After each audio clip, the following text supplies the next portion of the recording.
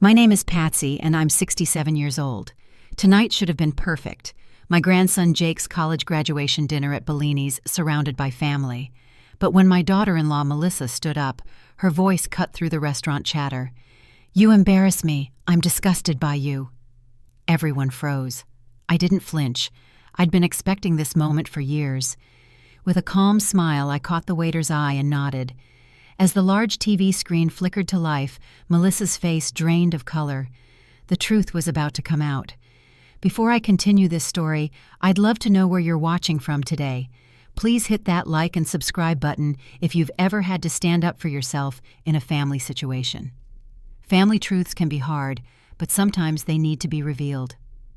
Frank and I were married for 40 beautiful years before cancer took him from us 5 years ago. We'd built a good life together, raised our only son Thomas, and enjoyed the simple pleasures of our middle-class existence in Cedar Springs. I taught second grade at Lincoln Elementary for 35 years, and Frank worked as an electrical engineer at the local power company. We weren't wealthy, but we had saved carefully and created a comfortable life. When Thomas brought Melissa home for the first time 25 years ago, she seemed perfect, smart, ambitious, and from what she called good family in Boston. She worked in marketing and had a way with words that could charm anyone. Frank whispered to me after dinner, "That girl's going to keep our Thomas on his toes." We were thrilled when they got engaged 6 months later. The wedding was elaborate, more than Frank and I could comfortably afford, but Melissa had specific ideas about her special day. Her parents contributed, but we ended up taking a small loan to cover our portion. "It's worth it to see them happy," Frank assured me, though I noticed he started bringing lunch from home instead of eating out with coworkers. The first few years of their marriage seemed good. Thomas was building his career at a law firm, and Melissa rose through the ranks at her marketing agency. When they announced they were expecting Frank and I were overjoyed. Our grandson Jake came into the world on a snowy February morning, and the moment I held him, my heart expanded in ways I hadn't known possible. "He has your eyes, Patsy," Thomas said proudly as I cradled Jake in the hospital room. Melissa watched from her bed, her smile tight but present. I offered to help with childcare when Melissa returned to work. "That would be wonderful," Thomas said, but Melissa quickly interjected. "My mother's coming to stay for the first 3 months," she explained, "but maybe you could fill in occasionally." Those occasional times became my treasures. I'd arrive at their colonial-style home in the suburbs, my bags filled with homemade cookies for Thomas and little toys for Jake. Melissa would leave detailed instructions on the kitchen counter, when to feed, what to feed, how long naps should be. I followed them carefully, wanting to prove myself reliable. When Jake was a toddler, I noticed the first real signs of Melissa's controlling nature. She criticized how I held his spoon, corrected the songs I sang to him, and redressed him if she didn't approve of the outfit I'd chosen. "Mom knows best," Thomas would say with a shrug when I mentioned it privately. "Of course she does," I'd reply, swallowing my hurt. "I just want to help." As Jake grew, I cherished our special bond. I'd take him to the park, where he'd squeal with delight as I pushed him on the swings. "Higher, Gamma Patsy, higher," he'd demand, his little face alight with joy. At home, we'd build elaborate block towers or read his favorite stories again and again. When Melissa was around, though, Jake became quieter, looking to her before responding to my questions or suggestions. Frank was wonderful with Jake, too. He built him a treehouse in our backyard, complete with a small telescope for stargazing. "Every boy needs a hideaway," he told Jake, who wrapped his small arms around Frank's neck in gratitude. When Jake started school, our time together decreased. Melissa enrolled him in numerous after-school activities: piano lessons, soccer practice, Spanish club, and swimming. "We want him well-rounded," she explained when I asked if he had time to just play. The unspoken message was clear scheduled activities with qualified instructors trumped afternoons with grandparents. Still, we maintained Sunday dinners at our house, a tradition Frank insisted upon. "Family needs regular touchpoints," he'd say, and even Melissa couldn't argue with his gentle wisdom. I'd spend all day preparing meals that accommodated everyone's preferences: pot roast for Frank, Thomas, and me, and the vegetarian options Melissa preferred. During these dinners, I noticed how Melissa would steer conversations, highlighting her and Thomas's achievements while subtly diminishing mine. "It must have been so simple teaching young children," she once said. Not much curriculum planning involved, I imagine. Frank would squeeze my hand under the table, our signal to let it go. Patsy revolutionized the reading program at Lincoln, he'd counter gently. They still use her methods. When Jake turned 10, Frank was diagnosed with pancreatic cancer. The prognosis was grim from the start. As Frank weakened, our Sunday dinners moved to Thomas and Melissa's home. I'd bring the food still cooking despite my distraction with Frank's care. "Don't go to any trouble, Patsy," Melissa would say. "We can always order in." But cooking gave me purpose during those dark days, so I persisted. Jake was a bright spot during Frank's illness. He'd sit beside his grandfather's bed sharing school stories or reading aloud from Frank's favorite Western novels. "You're a good boy, Jake," Frank would tell him, his voice growing weaker, but his eyes still bright with love. The night before Frank passed, he made me promise something. "Don't let them push you aside, Patsy," he whispered when we were alone. "Stay in Jake's life. He needs your kind of love." After Frank died, the family dynamics shifted dramatically. Sunday dinners became monthly, then occasional. Melissa arranged the funeral, taking over in ways that left me feeling like a guest at my husband's service. She selected readings I knew Frank wouldn't have chosen and omitted music he loved. "It's more appropriate this way," she insisted when I voiced concern. "More dignified." I retreated into grief, too exhausted to fight. Thomas seemed relieved by my silence, uncomfortable with the tension between his mother and wife. In the years that followed, Melissa became more overt in limiting my time with Jake. Birthday celebrations were held when I was visiting my sister in Arizona. School performances were mentioned after they'd occurred. "Oh, didn't Thomas tell you Jake played the lead in the science fair presentation? He was brilliant." Despite these obstacles, I continued trying. I sent cards with thoughtful notes for every occasion. I knitted Jake a sweater for each winter, choosing colors I knew he liked. I attended his soccer games, even when not explicitly invited, standing at the far end of the field, where my presence wouldn't cause friction. When Jake reached high school, he began reaching out to me directly, calling from his cell phone or stopping by my house on his way home from school. "Don't tell Mom," he'd say, as he devoured the chocolate chip cookies I always kept ready. "She says I'm too old for cookies now." During these visits, I learned about Jake's aspirations. He wanted to study environmental science, inspired by a teacher who'd taken his class on field trips to wetland restoration projects. "I want to make a difference, Gamma Patsy," he'd tell me, his eyes shining with the idealism of youth. When college application time arrived, I offered to help with expenses. I'd saved carefully over the years, and without Frank had modest needs. "That's not necessary," Thomas said stiffly when I mentioned it. "We've got it covered." But later, Jake called me sounding stressed. "Dad says they can only afford state schools, but I really want to try for Northeastern's program. It's the best for what I want to study." I sent an application fee check directly to the university and helped Jake edit his essays late into the night over video calls. When the acceptance letter came, he texted me immediately. "I got in. Thank you for believing in me." The joy of that moment sustained me through Melissa's cold response when I called to congratulate the family. "We're still deciding what makes financial sense," she said. "Northeastern is very expensive."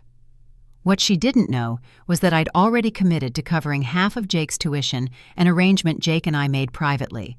It would use much of my savings, but Frank would have wanted this. I set up the payments directly to the university bursar's office. As Jake prepared to leave for college, I hosted a small gathering at my house, just the four of us. I'd prepared Jake's favorite foods and decorated with his university colors. Melissa spent most of the evening on her phone while Thomas made awkward small talk. "I'll miss you, Gamma Patsy," Jake whispered as he hugged me goodbye. "I'll call you every week." And for a while he did. Then the calls became less frequent, and when we did speak, he seemed guarded. I attributed it to the busyness of college life, the new friends, the challenging classes. I didn't know then what I would later discover, that other forces were at work.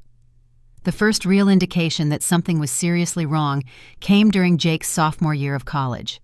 It was Thanksgiving, and I'd spent days preparing, excited to have my family around my table again. The morning of the holiday, Thomas called. "Mom, there's been a change of plans," he said, his voice oddly formal. "We've decided to have dinner at our house instead. Melissa's already started cooking." "Oh," I said, looking at my dining room table already set with my best china and Frank's favorite fall centerpiece.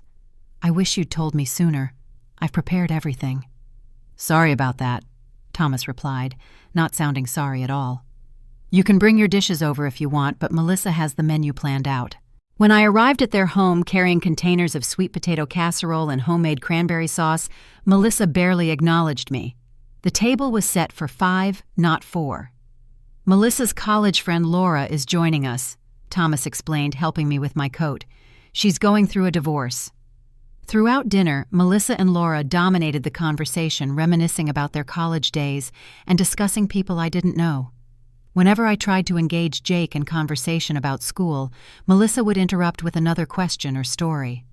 After dessert, when Jake went to help Thomas clean up, I overheard Melissa speaking to Laura in the living room. "It's exhausting having her around," Melissa said in a low voice, always trying to insert herself, playing the sweet grandmother role. "You should have seen the ridiculous sweater she gave Jake last Christmas. He was mortified." I stood frozen in the hallway, my heart pounding. The blue sweater I'd knitted had taken me months to complete. Jake had seemed genuinely pleased with it, even sending me a photo of himself wearing it in his dorm room. "Does she have other family?" Laura asked. "Anyone else to spend time with?" "A sister somewhere," Melissa replied dismissively. "Honestly, since Frank died, she's become so clingy. Thomas feels obligated, but it's becoming a problem." I quietly retreated to the kitchen, my cheeks burning with humiliation. When I left an hour later, Jake hugged me tightly. "Sorry dinner was weird, Gamma Patsy," he whispered. "I miss your house." The following Christmas, my invitation to their home was rescinded at the last minute. "Jake's got a cold," Thomas explained over the phone on December 23rd. "Melissa's worried about you catching it at your age." I was 64, not 94, and in excellent health, but I didn't argue. Instead, I dropped their gifts on the porch with a note expressing my love and hopes for a speedy recovery for Jake. Later that day, while grocery shopping, I spotted them, Thomas, Melissa, and a perfectly healthy-looking Jake entering an upscale restaurant downtown. Jake didn't see me, but Thomas did. He quickly averted his gaze, ushering his family inside. That night, I cried for the first time since Frank's funeral. The deliberate exclusion hurt more than I could express. In my darkest moment, I considered moving away, starting fresh somewhere else, perhaps near my sister in Arizona. But Frank's words echoed in my memory. "Don't let them push you aside, Patsy. Stay in Jake's life." The next morning, I called my old friend Eleanor, who had faced similar issues with her son's wife years earlier. "Document everything," she advised over coffee at her kitchen table. "Save texts, emails, voicemails. In the end, truth has a way of surfacing." I began keeping a detailed journal of every interaction, every canceled plan, every overheard comment. I saved the few text messages Thomas sent, usually last-minute cancellations. I recorded dates when I sent gifts or cards that were never acknowledged. As Jake's college years progressed, our communication became increasingly sporadic. His social media showed a happy college student thriving in his environment, but his calls home when I visited were brief and superficial. When I asked specific questions about his studies or friends, I'd heard him mention before he sometimes seemed confused, as if we'd never discussed these topics. One particularly painful incident occurred during my birthday dinner. Thomas and Jake had taken me to a local steakhouse. Melissa was under the weather and couldn't attend. During the meal, Thomas received multiple texts from Melissa, each one making him increasingly agitated. "We should probably wrap this up," he said, signaling for the check before I'd finished my meal. "Melissa needs me at home." As we stood to leave, Jake hugged me. "I got you something, Gamma Patsy," he said, reaching into his pocket and producing a small wrapped package. "You can open it later," Thomas interjected, already moving toward the door. At home, I carefully unwrapped Jake's gift, a delicate silver necklace with a small pendant shaped like a book. "Because you taught me to love reading," the enclosed note read. "Love, Jake." I called immediately to thank him, but the call went to voicemail. My text received a brief reply. "Glad you like it. Busy with homework. Talk soon." The distance hurt, but I clung to small signs that the grandson I'd helped raise hadn't forgotten me entirely. Then came the call that changed everything. It was well past midnight during Jake's junior year when my phone rang. I fumbled for it in the dark, heart racing with the fear that only middle-of-the-night calls can bring. "Gamma Patsy." Jake's voice was thick with tears. "I need to tell you something." "What's wrong, sweetheart? Are you hurt?" "No, I'm not hurt. I'm angry." His voice cracked. "I just found out what Mom's been doing. She's been hiding things from me, from all of us." My hand tightened around the phone. "What things, Jake?" "Your letters, your gifts, everything." He was fully crying now. "I was looking for my birth certificate in their home office, and I found this box in the back of the closet. It was full of cards and letters from you, birthday cards, Christmas cards, just because cards. Some of them had checks that were never cashed." My mind reeled. I'd written to Jake at least monthly throughout his college years, often enclosing small checks for pizza or books or whatever he might need. I'd received responses to perhaps 1 in 10 of these communications. "There's more," Jake continued, his voice steadying with anger. "She told me you didn't want to help with my tuition. She said you thought environmental science was a waste of a degree and that I should study business instead." "Jake, no," I gasped. "I'm the one who's been paying half your tuition directly to the university. It was our special arrangement, remember, and I've always supported your passion for environmental work." Silence hung between us for a moment. "I didn't know about the tuition," he finally said. "Dad told me they were covering everything with loans, and Mom said you thought my career choice was impractical, just like you thought Dad becoming a lawyer was showing off." "I never said those things. I've always been proud of both of you." Jake's voice hardened. "Mom also told Dad that you criticized their parenting constantly and that you thought I was spoiled. She told me you said I wasn't as smart as Dad and would never succeed at a top university." Each revelation felt like a physical blow. "None of that is true, Jake. Not a word." "I know that now," he said quietly. "I found your actual letters. You were always supportive, always loving. Mom's been lying to all of us for years." We talked until dawn broke, piecing together years of miscommunications and deliberate sabotage. Jake revealed that Melissa had controlled family narratives for as long as he could remember, subtly at first, then more overtly as time passed. "Dad just goes along with whatever she says," Jake explained. "It's easier than fighting." "What do you want to do now?" I asked, exhausted but relieved that the truth was finally emerging. "I don't know yet," he admitted. "But I'm graduating next year, and I want you there front and center, and I want Mom to stop lying." In the weeks that followed, Jake and I spoke regularly, catching up on lost time. He sent me photos of his research projects and told me about the graduate programs he was considering. He apologized repeatedly for believing Melissa's lies, but I assured him it wasn't his fault. "You were raised to trust your parents," I told him. "Any child would have done the same." Jake suggested we gather evidence of Melissa's manipulations to show Thomas. At first, I resisted the idea of such a confrontation. "Would it really help?" I asked during one of our calls. "Your father has chosen his path." "He deserves to know the truth," Jake insisted, "and I can't keep pretending everything's normal when I know what she's done." I agreed to think about it, but the idea of a public confrontation terrified me. I'd spent my life avoiding conflict, often to my detriment. Even with the substantial evidence Jake and I had compiled, I feared I wouldn't be strong enough to stand up to Melissa's inevitable denials and counter-accusations. Seeking guidance, I began seeing a therapist, Dr. Markov, who specialized in family dynamics. In her calm office with its soothing blue walls and comfortable chairs, I gradually unpacked years of manipulation and emotional abuse. "What you're describing is a form of alienation," Dr. Markov explained.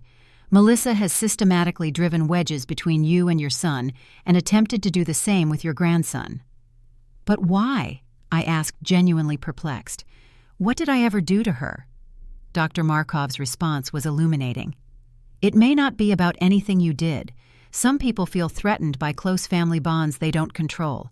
Your relationship with Jake represented a connection she couldn't manage." Over several sessions, we discussed healthy boundaries and how I might address the situation without causing further family rupture. "The goal isn't revenge," Dr. Markov reminded me. "It's truth and potentially healing." As Jake's graduation approached, my anxiety grew. I'd been formally invited. A printed invitation had arrived in my mailbox, likely at Jake's insistence. I bought a new dress, a flattering A-line in navy blue that Eleanor assured me looked lovely with my silver hair. I had my nails done at the local salon and even splurged on a professional makeup application the morning of the ceremony. The weekend of graduation, I checked into a hotel near campus, not wanting to impose on family accommodations that Melissa had surely arranged. Jake met me for breakfast the first morning, bringing along his roommate Kyle, a computer science major with kind eyes and a quick laugh. "Gamma Patsy," Jake said after we'd eaten. "Kyle's been helping me with something I want to show you." Kyle opened his laptop and played a brief video compilation. It contained recordings of Melissa making disparaging comments about me, images of the unopened cards and letters Jake had discovered, and financial records showing my tuition payments, alongside emails from Melissa claiming I had refused to help. "We can show this at the restaurant after graduation," Jake explained. "I've already spoken to the manager. They have a TV system for sports events that can play from Kyle's laptop." My hands trembled around my coffee cup. "Are you sure this is the right approach? It will cause a scene?" Jake reached across the table and took my hand. "For 4 years I barely spoke to you because I believed her lies. Dad has been manipulated for even longer. If we don't confront this with clear evidence, nothing will change." I looked into my grandson's determined face and saw Frank's moral clarity reflected there. "Okay," I agreed quietly. "But promise me something. If this causes a permanent rift with your parents, don't let it destroy your relationship with your father. He's not a bad man, just a weak one." "I promise," Jake said, squeezing my hand. "This isn't about punishment. It's about truth." The graduation ceremony itself was beautiful, held outdoors on the university's historic quad. I sat in the family section, several rows behind Thomas and Melissa, but with a clear view of the stage. When Jake's name was called, I stood and applauded, tears of pride streaming down my face. My grandson, the first in our family to graduate from a prestigious university, was stepping into his future with confidence and purpose. After the ceremony, I waited at the designated meeting spot Jake had texted me. I watched as he found his parents first accepted their hugs and posed for photos. Then he scanned the crowd, spotted me and waved enthusiastically. "Gamma Patsy," he called, breaking away from his parents and rushing toward me. He lifted me in a hug that took my breath away. "You made it. I wouldn't have missed it for the world," I replied, straightening his cap, which had gone slightly askew. Thomas approached more slowly, Melissa at his side. "Mom," he said with a nod, "you look nice." "Thank you," I replied, noticing how much gray had appeared at his temples since I'd seen him last. "It's a beautiful ceremony. You both must be very proud." Melissa's smile didn't reach her eyes. "We are. We've sacrificed a lot for Jake's education." I bit back a response, remembering Jake's plan. This wasn't the time or place. "We should head to the restaurant," Jake interjected. "I've got everyone meeting us there." The tension in our small group was palpable as we walked to our respective cars. I drove alone to Bellini's, rehearsing calming mantras Dr. Markov had taught me. "You are standing in your truth. You have nothing to fear from truth." Bellini's was one of those upscale Italian restaurants with crisp white tablecloths, soft lighting, and attentive staff who seemed to anticipate your needs before you expressed them. Jake had arranged a private area with a long table that accommodated our party of 12. Thomas, Melissa, myself.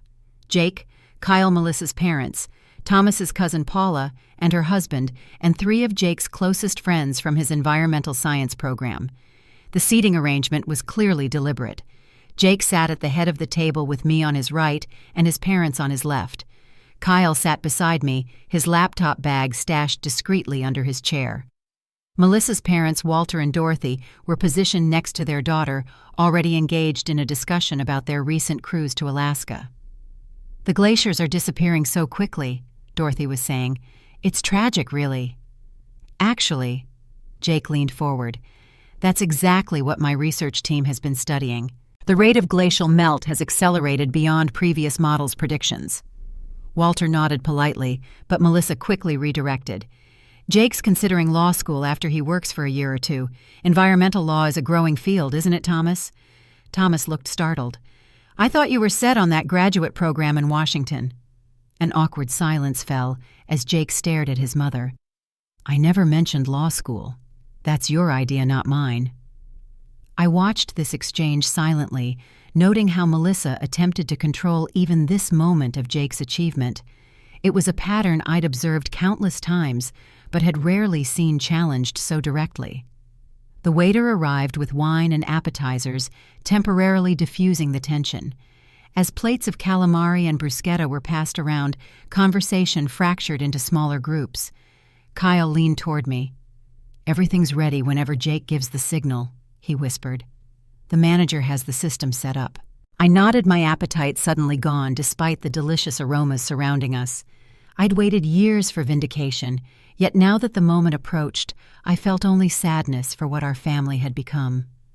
Jake clinked his water glass with a fork, drawing everyone's attention. "I want to thank you all for being here today," he began. "Graduating feels like both an ending and a beginning, and I'm grateful to have the people who shaped my journey here to celebrate with me." Murmurs of approval circulated around the table. "I'd like to acknowledge some specific contributions," Jake continued. "My parents who've supported my education in countless ways." He nodded toward Thomas and Melissa. "My friends who've challenged me intellectually and kept me sane during finals." His friends raised their glasses with appreciative chuckles. Jake's gaze shifted to me. "And my grandmother Patsy, who has been my quiet champion since the day I was born. Her belief in me never wavered, even when communication between us was complicated." Melissa shifted uncomfortably in her seat. "Jake, perhaps we should order our main courses before speeches get too lengthy." "I'm not quite finished, Mom," Jake replied, his voice firm but polite. "As I was saying, my grandmother deserves special recognition today, not only for her emotional support, but for her financial contribution to my education." Thomas frowned. "What financial contribution?" "Gamma Patsy has been paying half my tuition directly to Northeastern for 4 years, Jake stated. "Didn't you know?" The confused expression on Thomas's face confirmed he hadn't known. He turned to Melissa, whose complexion had paled noticeably. "I handled the finances for Jake's education," she said quickly. "There may have been some university scholarships I didn't detail for you, but—" "It wasn't a scholarship," Jake interrupted. "It was Gamma Patsy. I have the receipts and thank you letters from the bursar's office." An uncomfortable silence descended on the table. Dorothy cleared her throat and began a story about her neighbor's son's graduation, an obvious attempt to change the subject. I reached into my purse and removed a small wrapped package which I passed to Jake. "I have something for you," I said softly. Jake unwrapped it carefully, revealing a vintage watch with a brown leather band. His eyes widened in recognition. "Is this Grandpa Frank's?" I nodded. "He wore it to his college graduation, and his father gave it to him. It's not valuable in terms of money, but it's a family tradition I wanted to continue." Jake slipped it onto his wrist immediately, his eyes shining. "It's perfect. Thank you." Across the table, I noticed Melissa's jaw tighten. She'd always dismissed Frank's family heirlooms as outdated trinkets and had discouraged Thomas from keeping many of them after Frank's death. "How thoughtful," Paula commented. "Frank would be so proud today, Jake." "He certainly would." I agreed, allowing myself to imagine Frank beside me, his hand on Jake's shoulder, beaming with the particular pride grandparents feel when seeing their legacy extend forward. The waiter returned to take our entree orders. I selected the grilled salmon, though I doubted I could eat much. My stomach was knotted with anticipation of what was to come. As our main courses arrived, conversation became more general. Jake's friends discussed their post-graduation plans. Walter described the renovations he and Dorothy were making to their vacation home in Maine. Thomas asked polite questions about my garden, which had become my solace in recent years. It wasn't until dessert was served that Melissa made her move. She'd been growing increasingly agitated throughout the meal, checking her phone frequently and whispering to Thomas. Now, as tiramisu and cannoli were distributed around the table, she turned to me with a smile that didn't reach her eyes. "Patsy," she began, her voice carrying that artificial sweetness I'd come to recognize as a prelude to something unpleasant. "I've been meaning to ask, have you considered moving to one of those lovely retirement communities? The one near Lakeside has activities and social events. It might be more appropriate for someone in your situation." The table quieted forks pausing mid-air as the rudeness of the suggestion registered. "My situation," I echoed, maintaining a calm demeanor. "Well, you know," Melissa continued, "living alone at your age can be isolating, and the upkeep on that old house must be overwhelming. We worry about you." Before I could respond, Jake intervened. "Gamma Patsy's house is beautifully maintained, and she has an active social life. There's absolutely no reason for her to consider moving." "I'm just expressing concern," Melissa said defensively. "That's what family does." "Is it?" Jake challenged. "Is lying about someone behind their back also what family does? Is intercepting their mail and gifts what family does?" The atmosphere at the table instantly charged with tension. Thomas placed a warning hand on Jake's arm. "This isn't the place, son." "It's exactly the place," Jake countered. "We're all together celebrating an achievement that wouldn't have been possible without Gamma Patsy's support you both denied she offered." Melissa's face flushed. She stood abruptly, her napkin falling to the floor. "You have no idea what you're talking about. Your grandmother has been manipulating you, turning you against us with her victim narrative." Jake remained seated, remarkably composed. "I've seen the evidence, Mom. The cards she sent that I never received, the checks you never gave me, the emails where you claimed she refused to help with tuition while she was paying thousands each semester." Thomas looked between his wife and son, confusion etched on his face. "What is he talking about, Melissa?" Instead of answering her husband, Melissa turned her fury toward me. Her voice rose, carrying throughout the now hushed restaurant. "You embarrass me. I'm disgusted by you. Coming here pretending to be the devoted grandmother when you've been undermining our family for years." I didn't flinch. I'd been waiting for this moment, this public accusation that would finally bring the truth to light. With a calm I didn't entirely feel. I smiled slightly and caught the eye of our waiter, giving the prearranged signal with a small nod. "I think it's time we were honest with each other," I said quietly, as the waiter moved toward the wall-mounted television near our table. Kyle opened his laptop and connected it to the restaurant's system. The screen flickered to life, displaying a title slide that read simply, "The Truth." Melissa's face drained of color as she realized what was happening. "Turn that off immediately," she demanded, looking frantically at Thomas for support. But it was too late. The video began playing, showing clear footage of Melissa in their home office, opening envelopes addressed to Jake in my handwriting, removing the cards and checks, then resealing the envelopes with different contents before leaving them on Jake's desk. Next came audio recordings of phone conversations, Melissa telling Thomas I had criticized his parenting, Melissa telling Jake I thought his environmental studies were a waste of time, Melissa telling various family friends that I had become mentally unstable since Frank's death and was fabricating slights against me. Each piece of evidence was more damning than the last. Bank records showed my tuition payments alongside emails from Melissa claiming financial strain because Patsy refused to help despite her comfortable savings. Thomas stared at the screen in disbelief. "How did you get these recordings?" he asked Jake, his voice barely audible. "Mom records everything on her phone," Jake explained. "She's been doing it for years, saying she needs to protect herself from misrepresentations. When I found the box of hidden cards in her office, I checked her phone and computer. Everything was there, the evidence of her own deception recorded by her own hand." Dorothy and Walter sat frozen in horror, watching their daughter exposed as a systematic liar. Paula reached over and squeezed my hand in silent support. Jake's friends looked uncomfortable, but remained seated witnesses to this family reckoning. When the final piece of evidence played a video of Melissa laughing with a friend about how she'd convinced Thomas that I was trying to buy Jake's affection with gifts that she herself had hidden, Thomas stood up. "Turn it off," he said, his voice shaking. "I've seen enough." Kyle immediately complied, closing his laptop. The restaurant remained eerily quiet, other diners pretending not to have noticed the drama unfolding in our section. Melissa looked around the table, apparently searching for allies, and finding none. This is taken out of context," she stammered.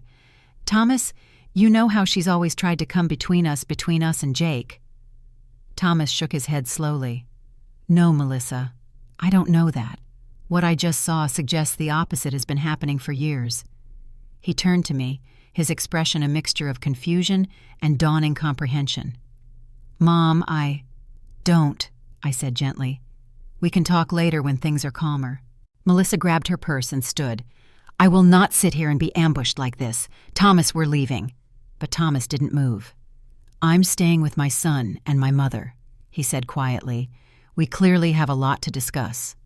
With a strangled sound of fury, Melissa stormed out of the restaurant, Dorothy hurrying after her, while Walter awkwardly settled the bill for their portion of the meal before following his wife and daughter. An uncomfortable silence settled over our remaining group. Jake's friends excused themselves tactfully, congratulating him again and promising to call the next day. Paula and her husband also departed after expressing their support and suggesting we all get together soon under better circumstances. Finally, only the four of us remained: Thomas, Jake, Kyle, and myself. Kyle closed his laptop and slipped it into his bag. I should probably go too, he said, standing. Jake, call me later if you need anything. Jake nodded gratefully. Thanks for everything, man. I couldn't have done this without you. When Kyle had gone, Thomas buried his face in his hands. I don't understand, he said, his voice muffled. Why would she do this? What purpose did it serve? Jake and I exchanged glances. I don't think we'll ever fully understand why, I said carefully. But the important thing now is what we do with this knowledge. Thomas looked up, his eyes red-rimmed. Mom, I'm so sorry. I had no idea. All these years I thought... He broke off, unable to continue. You thought what she told you, I finished for him. That's not your fault, Thomas. Melissa is very convincing. But I should have questioned, he insisted. I should have seen the inconsistencies. When you stopped coming around as much, when Jake stopped talking about you, I just assumed you were pulling away. I never considered that you were being actively pushed out. Jake placed a hand on his father's shoulder. Dad, we've all been manipulated. The question is what happens now? Thomas straightened in his chair, some of his lawyer's composure returning. First, I owe you both an apology, a significant one. Second, I need to have a serious conversation with Melissa. This can't continue. I reached across the table and took his hand, my son, whom I'd raised with love, and watched pull away under another's influence. Thomas, I don't want this revelation to destroy your marriage. That's not why we showed you the evidence. We just couldn't continue living with these lies. I understand. Thomas nodded. But truth has consequences, Mom, and I need to face them, whatever they may be. The waiter approached hesitantly. Is everything all right? Can I get you anything else? Just the check, please, Thomas replied. And thank you for your patience with our family discussion. As we walked out of the restaurant into the warm spring evening, Thomas hugged me properly for the first time in years. I'll call you tomorrow, he promised. There's so much we need to talk about. Jake walked me to my car. Are you okay? He asked as I searched for my keys. I looked at my remarkable grandson standing tall in his graduation finery, his grandfather's watch on his wrist. I'm better than okay, I assured him. For the first time in years, I feel like I can breathe freely again. Do you think Dad will really stand up to her? Jake asked, his voice containing a hint of the child who had once asked me if monsters could hide in closets. I don't know, I answered honestly. But whatever happens, we've reclaimed our relationship. No one can take that away from us again. Jake hugged me tightly. I love you, Gamma Patsy. Thank you for never giving up on me. Never, I whispered into his ear. Not for a single moment. The days following Jake's graduation were tumultuous for our family. Thomas checked into a hotel that night rather than returning to the home he shared with Melissa. He called me the next morning, his voice rough with emotion. I couldn't sleep, he admitted. I kept replaying everything in my mind, trying to see where I missed the signs. We see what we expect to see, I told him gently. And Melissa made sure your expectations were carefully managed. Thomas sighed heavily. She's been texting and calling nonstop, alternating between anger and tears, accusations and apologies. I don't know what's real anymore. Give yourself time, I advised. This is a lot to process. Jake had extended his stay in his college apartment, delaying his planned move to Washington, D.C. for his new job with an environmental nonprofit. "I want to be here while things settle," he explained when he came to my house for lunch that day. "Dad needs support." Over the following week, a painful process of truth-telling unfolded. Thomas met with me several times asking questions about incidents I'd long since tried to forget. Holidays when invitations were rescinded, gifts that were never acknowledged, hurtful comments that had been attributed to me. Each revelation seemed to weigh on him physically, his shoulders slumping further with each confirmation of Melissa's deceptions. "I failed you," he said during one particularly difficult conversation. "And I failed Jake. I was supposed to protect my family." "You were also being victimized," I reminded him. "Emotional manipulation is a form of abuse, Thomas. It doesn't just happen to weak people. It happens to good people who trust those they love." Melissa, meanwhile, had moved through several tactical approaches. First came denial with lengthy emails to Thomas detailing my supposed history of interfering in their marriage. When that didn't work, she shifted to minimization. Yes, perhaps she'd intercepted a few cards, but only because she felt I was trying to buy Jake's affection. Finally, she attempted contrition, sending tearful voicemails about her insecurities and fear of losing her place in Jake's heart.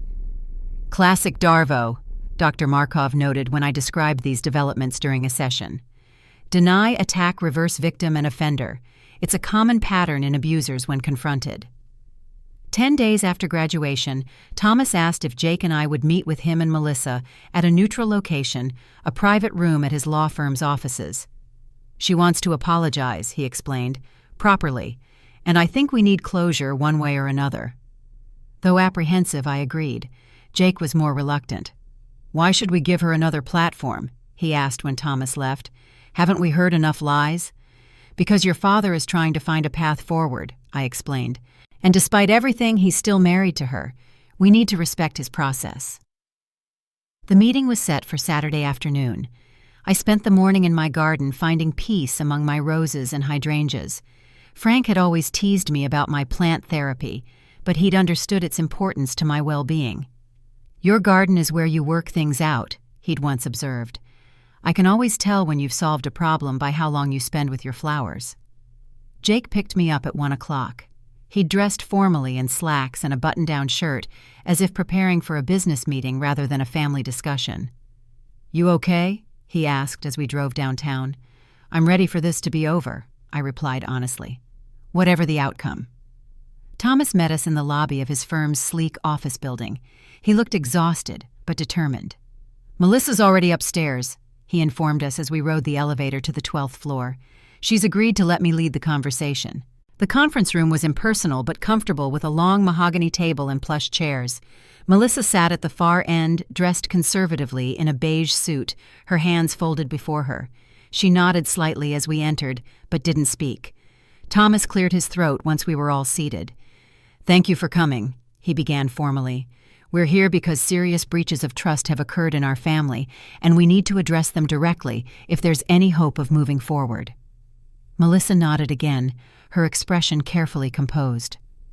"Before Melissa speaks," Thomas continued, "I want to say that I've spent the past week verifying the evidence Jake presented.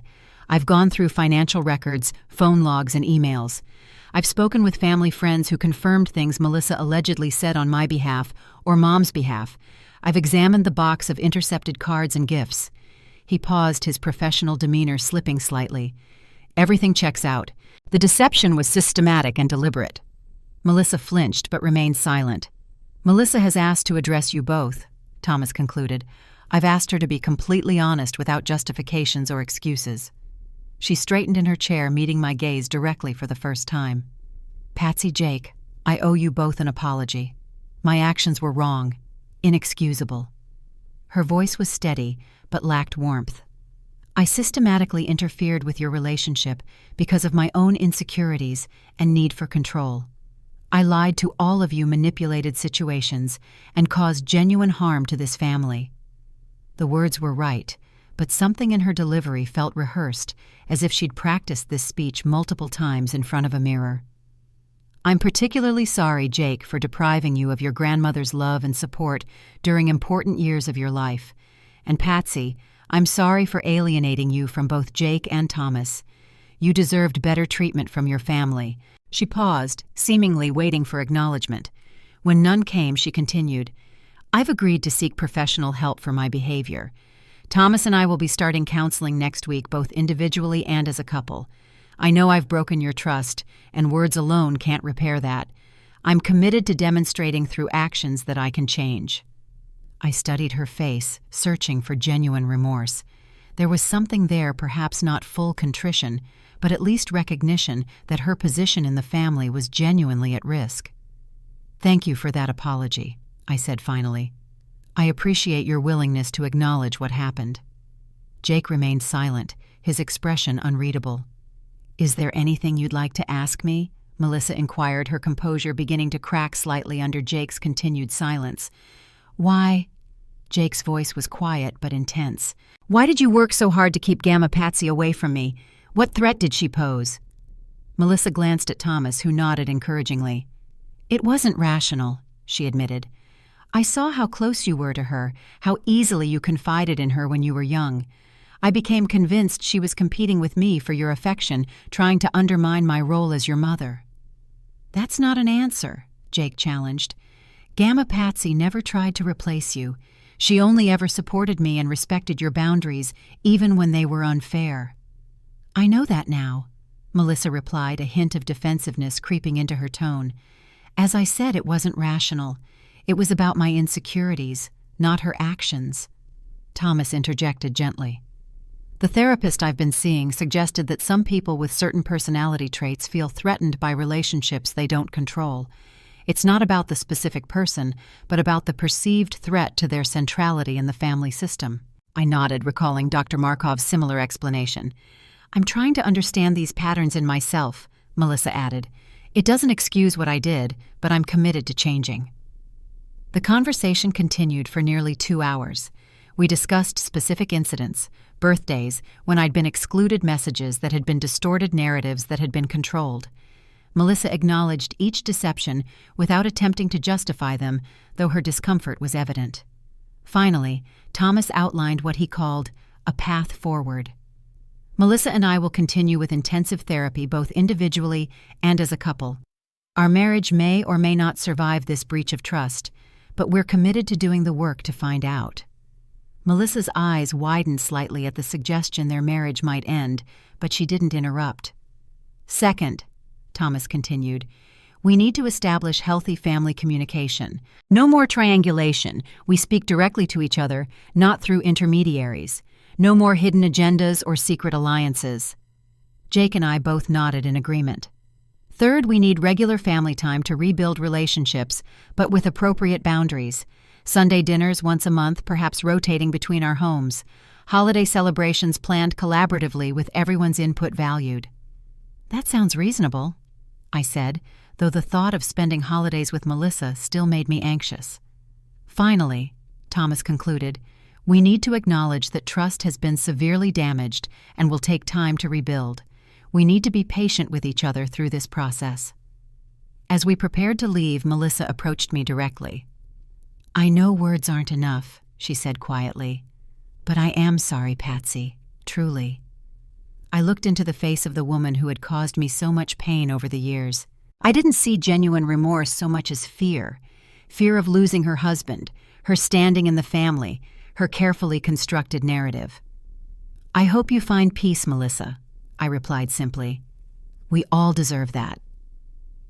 The weeks that followed brought gradual changes to our family dynamic. Thomas and Melissa continued their counseling, though Thomas admitted during our private conversations that progress was slow and difficult. He had moved back home after a month in the hotel, but was sleeping in the guest room. "The therapist says trust is rebuilt in small moments of honesty," he told me over coffee in my kitchen. "We're having more honest conversations than we've had in years, but there's so much damage to undo." Jake had moved to Washington, D.C. to start his job, but called regularly and visited when he could. His relationship with Melissa remained polite but distant. With Thomas, he was gradually rebuilding the closeness they'd once shared. "Dad's different now," Jake observed during one of his visits. "More aware, more present. It's like he's woken up from a long sleep." Emotional manipulation can be like that, I explained. The fog lifts gradually, and suddenly you see patterns that were invisible before. Our first family dinner, under the new arrangement, was held at my house 3 months after graduation. I spent days preparing, wanting everything to be perfect, yet anxious about having Melissa in my home again after so long. "Remember, you're in control here," Dr. Markov reminded me during our session that week. "Your home, your boundaries. It's okay to step away if you feel overwhelmed." The evening was strained but civil. Melissa brought flowers and a homemade dessert, making an obvious effort to be appropriate and engaged. Thomas facilitated conversation when silences grew too long. Jake shared stories about his new job and apartment. I showed them my latest garden projects and the quilt I was making for Jake's new home. As they were leaving, Melissa paused at the door. "Thank you for dinner," she said. "Your home is lovely. I'd forgotten how warm it feels here." It was a small moment, but it felt like the first genuine thing she'd said to me in years. 6 months after the graduation dinner revelation, our family remained in this careful healing process. Thomas and Melissa were still together, still in therapy, still working through their issues. Thomas had become more assertive, more willing to challenge Melissa when her controlling tendencies emerged. Melissa herself seemed subdued, less confident in her manipulations now that they'd been exposed. Jake thrived in his new job and had started dating a fellow environmentalist named Claire, whom he brought home for Thanksgiving. We hosted the holiday at my house, a decision Melissa accepted without protest. The meal wasn't perfect, and moments of tension still arose, but we navigated them with more honesty than ever before. As we sat around my dining table that Thanksgiving, I looked at the faces of my family. Thomas, my son, who was finding his voice again. Jake, my grandson, who had helped bring truth to light. Even Melissa, who was at least attempting to change destructive patterns. I thought of Frank and how much he would have appreciated this hard-won honesty. "I'd like to make a toast," I said, raising my glass, "to truth and second chances. May we always value the first and be grateful for the second." Everyone raised their glasses, including Melissa. Later, as I was washing dishes, Jake joined me at the sink. "Are you okay with all this?" he asked quietly, nodding toward the living room where Thomas and Melissa were looking at Claire's photos from her recent research trip to Costa Rica. "I'm at peace," I told him honestly. "I don't know if Melissa has truly changed or ever will, but the lies are out in the open now. No one can rewrite our story anymore." Jake smiled, wrapping an arm around my shoulders. "You know what I'm most grateful for in all this, that you never gave up on me, even when I wasn't there for you." "That's what love does," I replied, handing him a dish to dry. "It waits, it perseveres, it hopes, always." A year has passed since that dramatic graduation dinner when Melissa's years of manipulation were finally exposed. So much has changed in our family, yet some patterns persist. Healing, I've learned, isn't linear.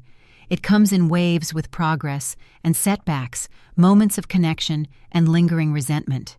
The day after the confrontation at Bellini's, I woke feeling hollowed out, emotionally drained from years of suppressed pain, finally finding release.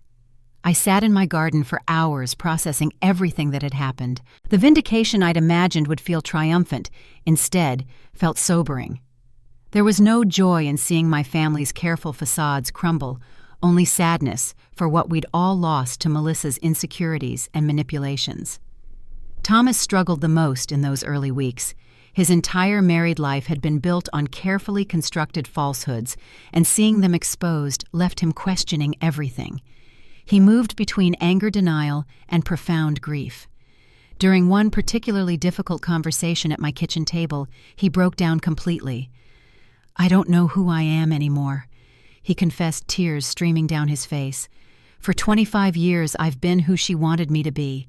I've defended her actions, believed her version of events, cut myself off from people she didn't approve of, including you, Mom.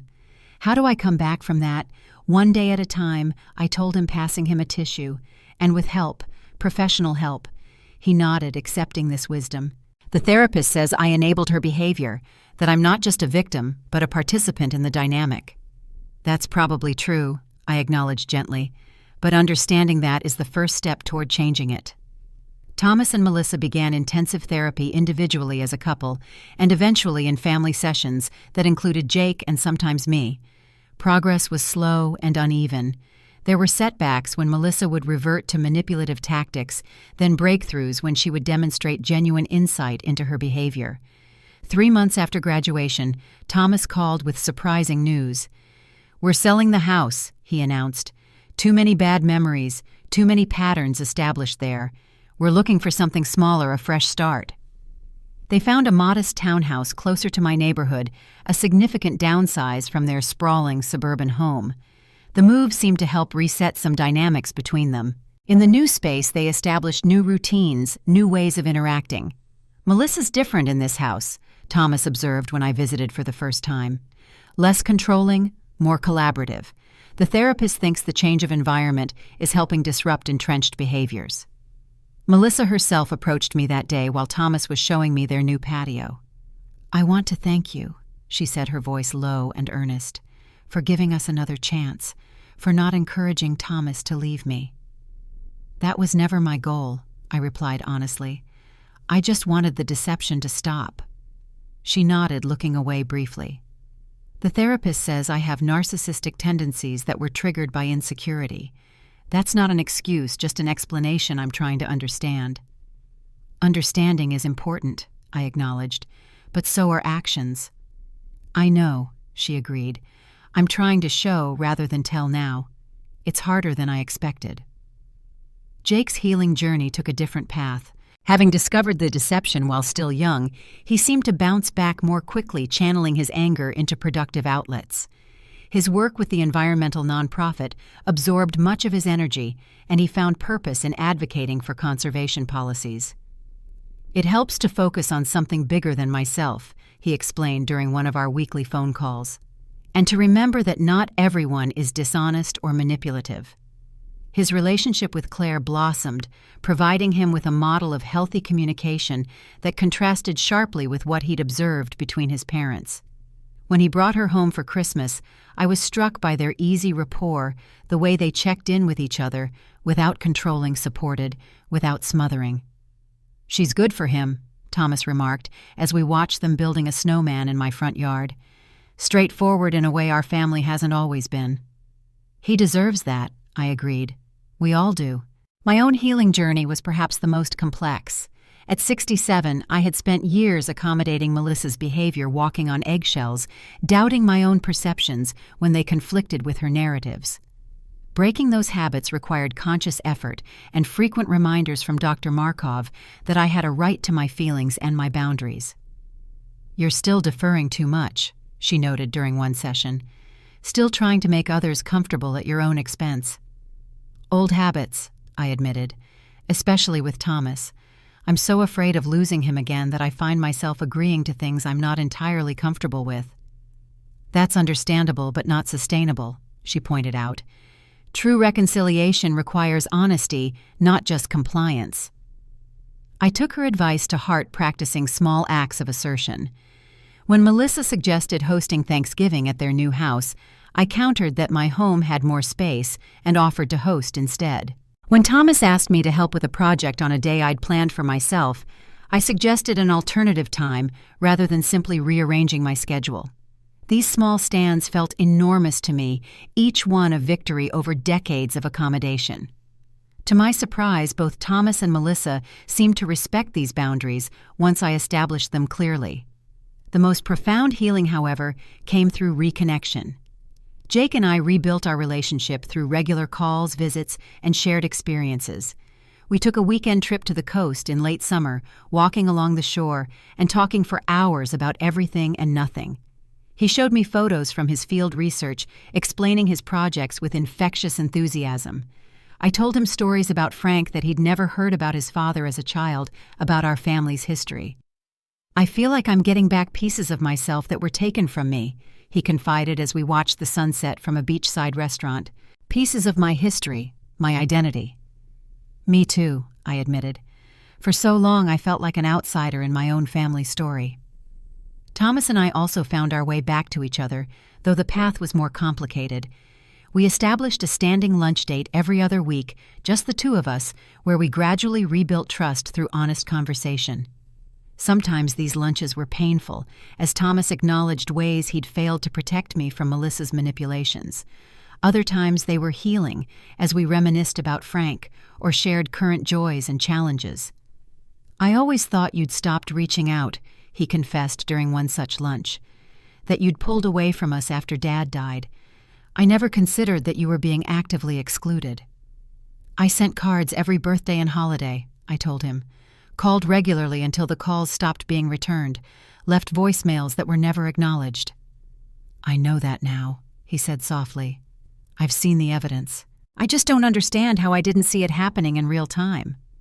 "Because Melissa controlled the narrative," I explained, "and because you trusted her as a husband, should be able to trust his wife." Even Melissa and I established a new, more honest relationship. It wasn't warm or close, too much damage had been done for that, but it was respectful and direct. We spoke to each other, rather than about each other, addressed issues as they arose, rather than allowing resentments to fester. During a family dinner at their townhouse, she pulled me aside. "I've been doing a lot of work in therapy on my need for control," she said, her voice lower than usual. "It stems from childhood instability, my father's alcoholism, my mother's enabling. I learned early that controlling narratives was a form of protection." I nodded, appreciating the insight while not allowing it to excuse past behavior. "I'll never fully understand the harm I caused you," she continued. "But I want you to know I'm committed to changing these patterns, for Thomas, for Jake, and for myself." "Thank you for telling me," I replied simply. It wasn't forgiveness exactly, but it was acknowledgement of her efforts. Frank's wisdom has guided me throughout this healing journey. I often find myself in the garden talking to him as if he were still beside me, asking what he would do in certain situations. Sometimes I can almost hear his responses, practical and kind, always encouraging honesty without cruelty. "Don't let bitterness take root, Patsy," I imagine him saying. "It'll choke out everything good you're trying to grow." I've taken that advice to heart, working consciously to release the resentment that threatened to consume me in the early days after the revelation. Not for Melissa's sake, but for my own peace. Forgiveness, I've discovered, isn't about excusing harm, but about freeing yourself from its ongoing power over you. A year after that dramatic confrontation at Bellini's, our family gathered again to celebrate Jake's 23rd birthday. We met at a casual restaurant near my home, all of us bringing gifts and good wishes. Claire came too now, a regular presence at family events. The atmosphere was relaxed, conversations flowing naturally without the undercurrent of tension that had marked our interactions for so long. During dinner, Jake announced that he'd been accepted to a master's program in environmental science that would start the following fall. "It's at Northeastern," he said, grinning. "I'll be coming back east just a few hours from home." "That's wonderful news," Thomas exclaimed, genuinely pleased. "We've missed having you nearby." "We'll help however we can," Melissa added, her offer noticeably free of conditions or control. Jake smiled at me across the table. Gamma Patsy already offered to help with housing costs and to stock my freezer with homemade meals whenever I visit. "Of course I did," I confirmed, returning his smile. "What are grandmothers for?" Later, as we were leaving the restaurant, Jake pulled me into a tight hug. "Thank you," he whispered. "For what, sweetheart? For everything. For standing up for the truth that night at Bellini's. For never giving up on our family, even when it would have been easier to walk away. For showing me what resilience looks like." I felt tears pricking my eyes as I hugged him back. "You're worth fighting for, Jake. You always have been." As I drove home that night, I reflected on the journey we'd taken as a family. The betrayal and pain hadn't magically disappeared. Melissa's actions had caused genuine harm that couldn't be undone. Thomas's complicity, however unwitting, had enabled years of alienation. These truths remained, but alongside them, new truths had emerged. People could change when confronted with their own behavior. Relationships could heal, albeit imperfectly. Truth, however painful, initially offered freedom that deception never could. I thought of all the grandmothers who might be experiencing similar alienation, whose cards go unacknowledged, whose calls go unreturned, whose places at family gatherings are gradually eliminated. I wished they could know what I now knew, that standing in your truth, however difficult, brings its own form of peace. When I reached home, I sat on my porch swing, the same one where Frank and I had spent countless evenings watching the neighborhood settle into night. The air was cool, stars beginning to appear in the darkening sky. In that moment, I felt a profound sense of gratitude wash over me, not for perfect resolution, which rarely exists in family dynamics, but for honest connection, which is far more valuable. The past year has taught me that families can heal even after betrayal. That truth eventually finds its way to the surface, that standing up for yourself doesn't have to mean standing alone. Most importantly, I've learned that it's never too late to reclaim your place in your own story. If you've experienced family manipulation or estrangement, I hope my story gives you courage. The path to healing isn't easy or straightforward, but it begins with honoring your truth. Have you ever had to stand up to a family member who was distorting reality? How did you handle it?